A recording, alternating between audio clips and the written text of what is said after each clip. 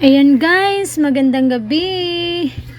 May natira kasi akong dalawang pritong isda kaninang umaga, kaya ito gawin kong sinabawan with malunggay. Gustong gusto kasi ni Zara at yung mga anak ko na may sabaw. Ayan, nakasali pa si Zara. Tingnan nyo nga lang naman si Zara. Ang kalat-kalat, pinagtatapon-tapon yung mga malunggay. Ayan, simulan na nating magluto. Lagyan ko siya ng kaunting oil, mantika, para panggisa ng kanyang lamas.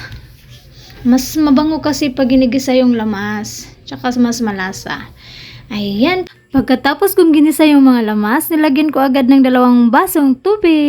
Tsaka nilagay ko yung 2 pritong isda, tsaka pakuluan bago ko ilagay yung malunggay.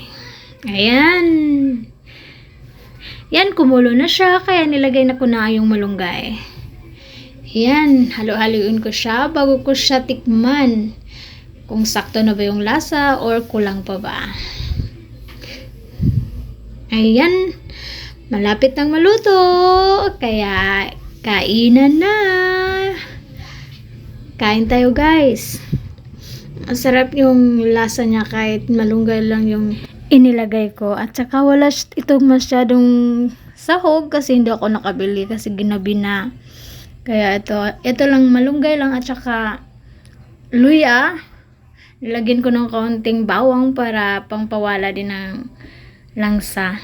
Ayan, okay lang naman yung lasa. Yan, pinakain ko na si Zara. Enjoy na enjoy si Zara kumain pag may sabaw. Mas maparami ang kain niya. Yan. That's for today's video guys. Thank you for watching.